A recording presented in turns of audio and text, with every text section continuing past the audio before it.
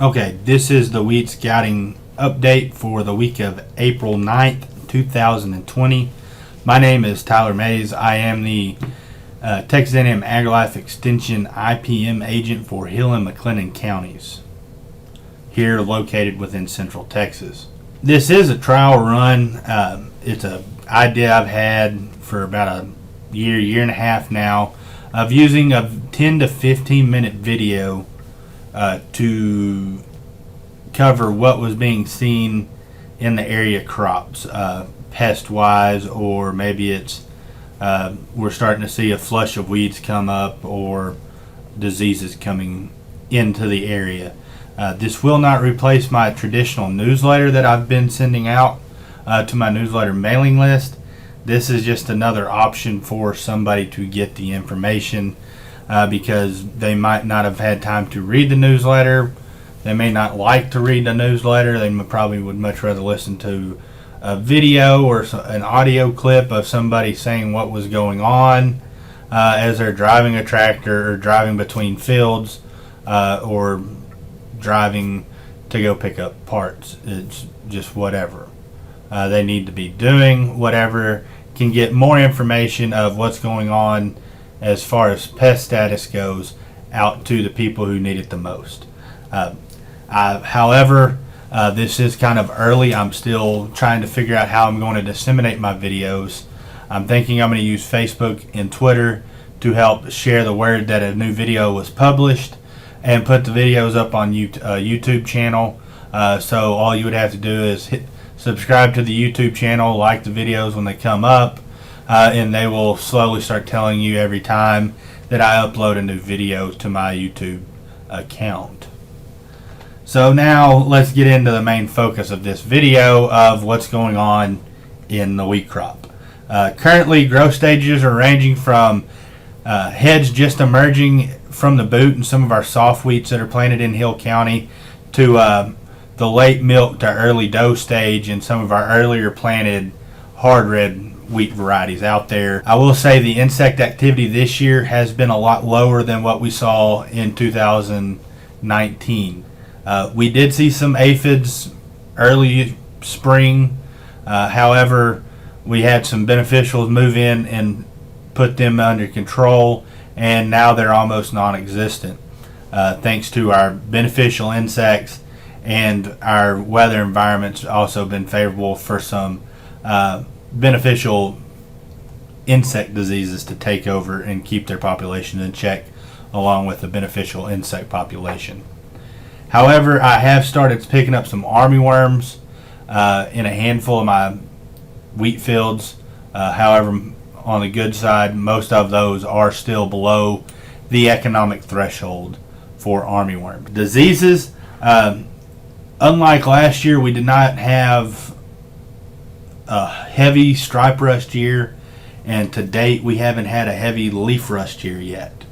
However, things could change as we move forward into the year, because we're going to maintain in a wet and mild weather pattern for the next 10 to 14 days based on the weather forecast.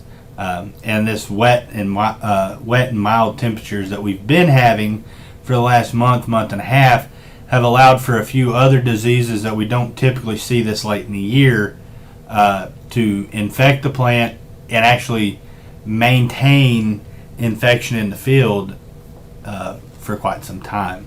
These diseases include Septoria or Stagnospora leaf blotch, gloom blotch, which is another infection of Septoria or Stagnospora leaf blotch, but just on the head. Tan spot and powdery mildew has also started showing up. And again, if this wet and mild weather pattern persists for a little while longer, we could see bacterial leaf streak or black chaff that we saw last year that was pretty widespread become an issue again. So just a little bit more data on the armyworm. They are currently present in about 60% of the scouting program's fields. However, again, most of those fields are averaging about one armyworm per square foot, which is well below the 4 to 5 true armyworm larvae per square foot economic threshold. I do know of 2 fields that have had to be sprayed for true armyworms. One field is in northern Hill County, the other is in northwestern McClendon County. This weather pattern that we are in is favorable for outbreaks, and I'm surprised we haven't seen them more widespread across the region yet.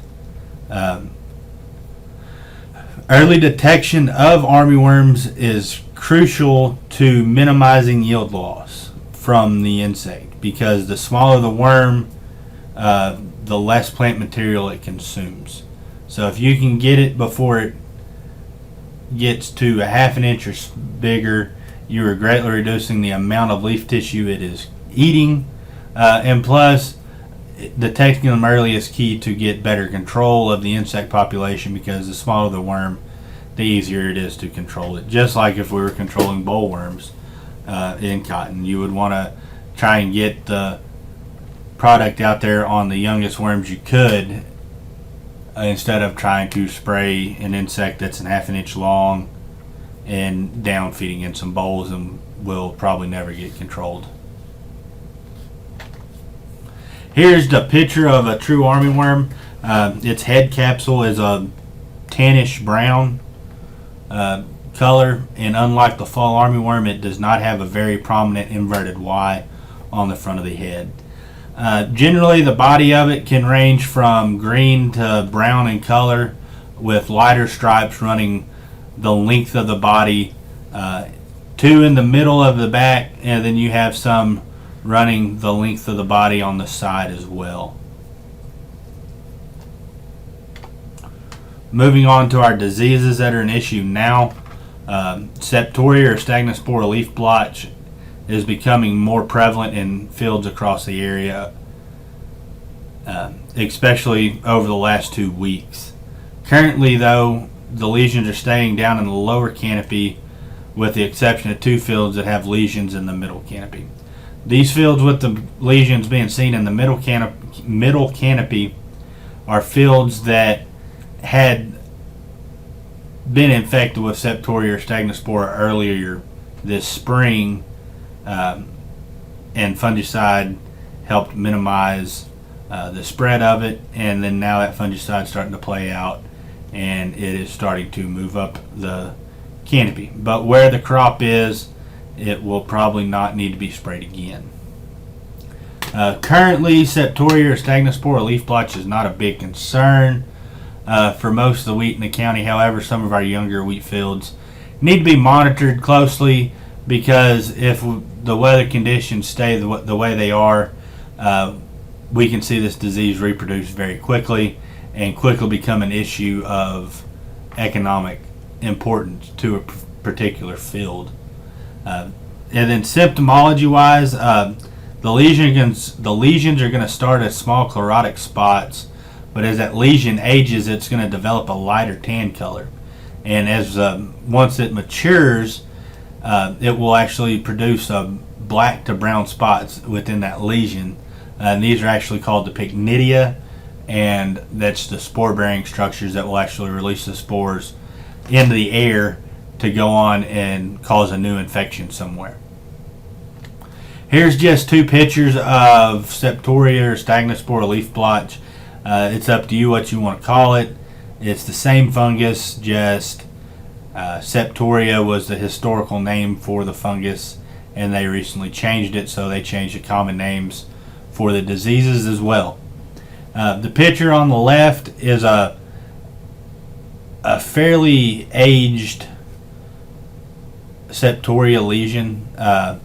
It's not far from producing the pycnidia, but as you look at that, you see that light brown to tan lesion that, as you get to the margins, just kind of fades into the leaf. There's no chlorotic halo, and that lack of yellow or chlorotic halo around that lesion can help you identify this lesion as Septoria instead of tan spot or some other diseases, as we'll see in a little bit. And then if you look above this lesion in the middle of the leaf, you can see some little chlorotic spots that also show the potential areas where we're seeing septoria getting ready to infect again. Moving over to the picture on the right, we see some septorial lesions, and as you get further to the right, you see less and less pycnidia, but it's just showing you the different lesions you can see with septoria or stagnospora, and then followed by these first two show a real good depiction of what the pycnidia look like within those lesions. Gloom blotch is also caused by, like I said, septoria or stagnospora leaf blotch fungi. If we see leaf blotch in the field before that starts heading, we know that there's going to be a risk for gloom blotch in that field. It's going to cause the seed to shrink and shrivel, and that will in turn lead to a low test weight, reducing your yield per acre there. Symptoms include a grayish brown to chocolate brown lesion, and as the lesion ages, it's going to produce a brown to black spot, just like septoria or stagnospora leaf blotch did within its lesion, as we see here. The image on the left is taken Monday, April 6th, from a field in between Hillsboro and Itasca. And as you see, the main portion of the lesion here is a light brown to tan, and then as you work out the lesion, you get that more chocolate brown discoloration.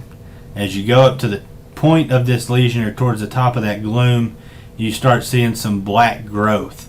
That is actually the spores of the fungi there, actually getting ready to spread and move on to new glooms, whether it be on the same head, on another head in the field, or even a new field in general. As we move over to the picture on the right, this is a magnified picture of the picture on the left, taking from the left side of this lesion over here, translates to here, and it's just was taken to show you what you'll see under magnification. Tan spot, it has been around in a few fields for about a month and a half now, but I've started to pick it up in other fields. It could become an issue, just depends on how this weather pattern plays out. We need to be scouting fields regularly at this point, especially the younger wheat fields that are going to be a little bit more at risk for potential economic infection of tan spot. Most lesions, however, I am finding in wheat fields are still down in the lower canopy. We would be really worried if we were starting to see those tan spot lesions move up the canopy and move up onto that F-1 leaf or that flag leaf. Symptomology wise, lesions are going to start first as a small tan to brown colored lesion that's going to be kind of lens shaped to diamond in shape, and then as it ages, it's going to develop a more tan to dark brown discoloration with a yellow halo around it, as we see here. This leaf right here has two tan spot lesions on it, and as you can see, both lesions have that chlorotic halo around the lesion, light tan to dark brown discoloration within that halo, and it's got a kind of an eye spot in the middle, and this one as well. And as you can tell, they are kind of diamond in shape or elliptical in shape. Very telltale signs of tan spot, and not to be confused with septoria or stagnospora, which is also present in this photo right here. Powdery mildew first showed up in area wheat fields about a month ago, and I'm starting to see it come back in the same field and even in new fields earlier this week. Fields with dense stands are going to be the most susceptible, and Where I'm finding them in fields is in places where it was double planted, or they might have accidentally doubled up on a nitrogen application within the season and really got a real dense canopy in that field. That's creating a very, very humid environment that's cooler than the outside, what our normal thermometer is going to say it was. That's just conducive for growth of powdery mildew. Symptoms of powdery mildew is when you pull that canopy back, you're going to see white to grayish, fuzzy growth on leaves, stems, leaf sheath. Just about every part of that plant that you can pull back and look at can be infected with powdery mildew. As that infection site ages, that the first early pustule or first early infection site area is going to be white, and then as that fungus ages, it'll slowly turn to a more gray and then grayish brown color and produce some small black dots that are overwintering structures. These are actually going to be able to help the fungus get over the non-favorable conditions during the peak of summer and then during winter as well. Powdery mildew first showed up about a month and a half ago in some fields in the area, and I'm now starting to see it come back in the same fields and even some new fields as well. It's being currently seen in fields with dense stands, and fields with dense stands or real thick canopies are going to be the most susceptible.